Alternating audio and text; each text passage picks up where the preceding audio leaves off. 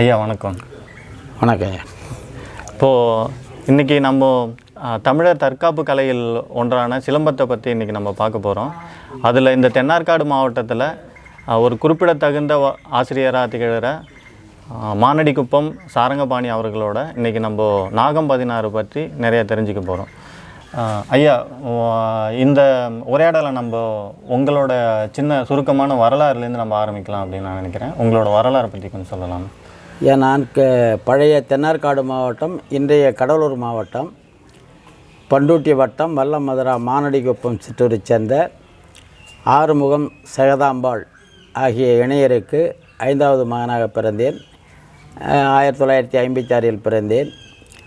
நான் சிறு வயதிலிருந்து பள்ளியில் படிக்கும்போது ஒரு 6ஆம் வகுப்பு படிக்கின்ற காலகட்டத்தில் எமது ஊரைச் சேர்ந்த ஒரு பேராசிரியர், அன்றைய நிலையில் அவர் ஒரு பெரிய பேராசான் என்பது எங்களுக்கு தெரியாது. ஆனால் மாயவேல் என்ற ஒரு ஆசான், அவர் இந்த சிலம்பக்கலைக்காகவே தன் வாழ்நாளை அர்ப்பணித்து கொண்டவர். அவர் ஒவ்வொரு ஆண்டும் கோடை விடுமுறை காலத்தில் ஊர் பக்கம் வருவார். அப்பொழுது ஒவ்வொரு ஆண்டும் அந்த விடுமுறை காலத்தில் பயிற்சி எடுப்பது. இந்த ஆண்டு முடிந்தால் அப்புறம் அடுத்த ஆண்டு வருவார். அப்படியே ஆண்டுக்கு ஒரு பாடம் 2 பாடம்னு அப்படியே பயிற்சி. காலத்திலே கோடை பயிற்சி முகாம்கள் இருந்தது. கோடை பயிற்சி இருந்தது 56 கால அந்த காலகட்டத்திலே. அந்த காலகட்டத்தில் இன்றைய நிலையை விட அதிகமாகவே இந்த தற்காப்பு கலைகள் ஊர் அங்கே குறிப்பிட்ட ஆசான்களால் பயிற்சி எடுக்கப்பட்டது. அவ்வாறு தான் நான் பயின்று வந்தேன். அதற்கு பிறகு இது சிலம்ப ஆட்டத்தை பொறுத்த வரைக்கும் இவ்வாறான வளர்ச்சி படித்து முடித்துவிட்டு அப்புறம் நான் தொழிற்பயிற்சி பள்ளி முடித்துவிட்டு நெய்வேலி நிறுவனத்தில் டர்னராக பணியாற்றி இப்பொழுது ஓய்வு பெற்றிருக்கிறேன். இப்போ உங்கள் தொழிலோடு சேர்ந்து இந்த தற்காப்பு கலையும் நீங்கள் பயின்றுக்கிட்டு தொடர்ச்சியாக பயிற்றுவித்துக்கிட்டும் இருக்கீங்க அப்படின்னு? ஆமாம், அது துவக்க காலத்திலிருந்து மாணவர்கள் வருகின்ற மாணவர்களுக்கு அப்படியே பாடம் நடத்துவது. இன்று இளைஞர்கள் மத்தியிலேயே முழு வீச்சாகவும் வேகமாகவும் இன்றைய தற்காப்பு கலை மீது ஆர்வங்கள் எழுந்திருக்கின்றன. இன்றைய தமிழக இளைஞர்கள் ஒரு அனைத்து துறையிலேயும் ஒரு பேரெழுச்சி பெற்றிருக்கிறார்கள். வரலாறு ஆய்விலிருந்து, சுற்றுச்சூழல் வளர்ச்சியிலிருந்து, தற்காப்பு கலை பயில்வதிலிருந்து அனைத்திலுமே இன்றைய இளைஞர்கள் மீமிகு ஆர்வம் கொண்டு முழு வீச்சோடு கிளம்பியிருக்கிறார்கள். ஆனால் நான் பயின்ற காலகட்டத்தில் அவ்வாறு இல்லை.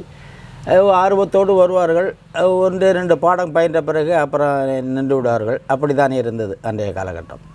இப்போது அவருடைய சுருக்கமான வரலாறை பார்த்தோம். அடுத்ததாக தமிழர் தற்காப்பு கலைகளை பற்றி ஒரு சின்ன அறிமுகம் ஐயா கொடுப்பார். பெரும்பாலும் ஆயர்குடிகளில் கோலும் கையுமாக தான் இருப்பார்கள், ஆடு மாடுகளை மேய்ப்பதற்காக. எனவே இந்த சிலம்ப விளையாட்டு என்பது ஆயர்குடியிலிருந்தே தோன்றியிருக்க வேண்டும் என்று தோன்றுகிறது. தமிழருடைய தற்காப்பு கலை என்பது தொன்மை தொட்டு கம்பு, வேல்கம்பு இருந்தது, கம்புக்கு அடுத்தது வேல்கம்புக்கு அடுத்தது வாள், இப்படி அந்த கருவிகள் வளர்ச்சி அடைகின்றன.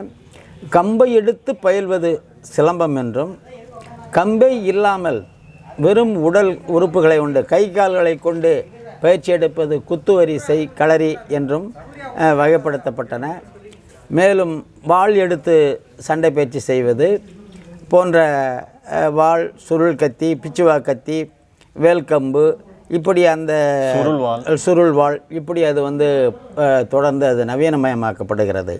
சிலம்பம் என்ற வகையிலே ஒவ்வொரு ஒவ்வொரு வகையான பாடங்கள் பயிற்றுவிக்கப்பட்டிருக்கின்றன. சிலம்பத்தில் பல முறைகள் இருக்குது. ஒரு பகுதி எப்படி குறிஞ்சி, முல்லை, மருதம், நெய்தல், பாலைன்னு தமிழகத்து நிலப்பரப்பை 5 வகையாக பிரித்தாங்களோ அந்தந்த நிலத்துக்கு தகுந்த மாதிரி பல முறைகளை கையாண்டிருக்காங்க. ஸோ அந்த முறைகளை பற்றியும் அதில் அடுத்ததாக இந்த பகுதியில் விளையாடுற நாகம் 16 பற்றியும் இப்போ ஐயா நமக்கு விளக்குவார். அவ்வாறு பார்த்தால் குறவஞ்சி, களரி, ஆசுக்கம்பு, கர்நாடகம், துலுக்கானம், கதம்பம், நாகம் 16 போன்று பல்வேறு பாடவரிசைகள் இருக்கின்றன. ஒவ்வொரு பாடவரிசையும் ஒவ்வொரு பகுதி. இதில் துலுக்கானம், கர்நாடகம் போன்ற பாடங்கள் சற்று வேறுபாடு இருக்கும். அதிலிருந்து கொஞ்சம் வளர்ச்சி அடைந்த நிலையில் ஆசுக்கம்பு இருக்கும். இவைகளெல்லாம் பெரும்பாலும் சுழற்று முறைகளும் அலங்கார விளையாட்டாகவும் இருக்கும். இதில் நாகம்பானாரனுடைய தனி சிறப்பு என்னவென்றால், இது போர் பயிற்சிக்குரியான பாடம். இது நீங்கள் விளையாடும்போது ஒரு அலங்காரமாகவோ பார்ப்பதற்கு அழகாகவோ இருக்கிற மாதிரி இருக்காது. அனைத்தும் அடிமுறை வரிசைகள். வீச்சு அறுப்பு, அது கட்டவில்லை என்றால் அந்த அடியை வாங்கி தான் ஆக வேண்டும். அந்த அளவுக்கு ஒரு போருக்கான ஒரு சிலம்ப பயிற்சி தான் நாகம்பானாறு என்பது. இப்போது வந்து இத்தனை வகைகளில் நீங்கள் வந்து நாகம் 16 முறையில் வந்து ஆசிரியராக இருக்கீங்க. இந்த வகைகளில் இருந்து நாகம் 16 எப்படி வேறுபடுது, அதோட சிறப்பு அம்சங்களை பற்றி கொஞ்சம் விளக்க முடியுமா? பொதுவாக கம்பு சுழற்றுவது என்பது இயல்பாகவே பிள்ளைகள் வந்து அந்த சுழற்று முறை இருக்கிறது. அதில் வந்து உண்டி சுத்து, ஒத்தக்கை போத்து, இரட்டைக்கை போத்து, சந்தன சுத்து, அண்டவனா சுற்று, இப்படி பல்வேறு சுற்றுமுறைகள் இருக்கின்றன. 2 கம்புகளை இதெல்லாம் ஆமாம், சுற்றுகள் அனைத்துமே அலங்காரம் தான். அதில் வந்து அந்த அண்டவனா சுற்று என்கிற சுற்று மட்டும்தான் கம்பை தட்டக்கூடிய வலு உள்ளது. 2 கையிலும் பிடித்து செய்யக்கூடிய வலு உள்ளது. மற்ற அனைத்து சுத்துகளுமே கம்பை தடுக்கக்கூடிய வலுவற்றது. அது ஒரு அழகுக்கு அது செய்து காட்டலாம். ஆனால் இந்த சுற்று வரிசையிலையும் மற்ற பாடங்களில் வீச்சு அரை சுற்றாக வரும். ஒரு கம்பை எடுத்து நிலை நிறுத்தி அந்த நிலையிலிருந்து எதிரியை தாக்கும் பொழுது ஒரு 360 பாகை சுழட்டி இப்படி அடிப்பார்கள், அடுத்தது இப்படி திருப்பி அடிப்பார்கள். அதாவது நாகம்பானாரில் மட்டும்தான் 360 2 சுழற்சி வரும். ஒரு தொடுப்புள்ளிக்கு 2 சுழற்சி இருக்கிற இடத்திலிருந்து கம்பு புறப்பட்டு முழு சுற்று வந்து அந்த தொடுப்புள்ளியை தட்டி விட்டு மீண்டும் வந்து இது ஒரு சுற்று வந்து வீச்செடுக்கும் சுற்றாகவும் மறு சுற்று வீச்சு ஆறும் சுற்றாகவும் 2 சுற்று வரும். அப்போ 2 முழு சுற்று 360 பாகைகள் அந்த கம்பு வேகம் எடுக்கும் பொழுது அதனுடைய கதிவேகம் வெலாசிட்டி ரேஷியோ வந்து கூடுதலாக இருக்கும்.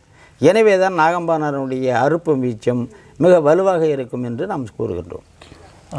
ஐயா, இப்போது நீங்கள் இந்த பேச்சுக்கு நடுவில் நிறையா ஒரு வார்த்தைகளை பயன்படுத்துனீங்க. அறுப்பு வீச்சு, அப்புறம் இன்னும் அந்த அலங்கார வீச்சு பற்றிலாம் சொல்லும் போது நிறையா வீச்சு முறைகளை பற்றி சொல்லுங்கள். இப்படி நாகம் 16ல் ஒரு முக்கியமான வார்த்தைகள் வீச்சுகளை வந்து நீங்கள் ஒன்று ஒன்றா சொல்ல முடியுங்களா? நாகம்பானாரிற்குள் சொல்லாடலாக இருப்பது அறுப்பு, வீச்சு, குத்து, வெட்டு, கட்டு, காலி, தட்டு, அணைப்பு, ஏற்றம், இறக்கம், சொருகால், நிலை, சுற்று, பிறல், சுற்றுக்கால், மடிப்பு, உடான், ஒதுக்கு, உள்நாள், வெளிநாள், சறுக்கி, கிறுக்கி, கெந்து, பாய்ச்சல் என்ற சொல்லாடல்கள் உள்வருகின்றன. இது அந்த பாடத்தில் ஒவ்வொரு நிலைகளையும் குறிப்பதற்கும் ஒவ்வொரு ஏற்றம், இறக்கம், அசைவுகளை குறிப்பதற்கு இவ்வாறான சொல்லாடல்கள் அதில் பயன்படுத்தப்படுகின்றன.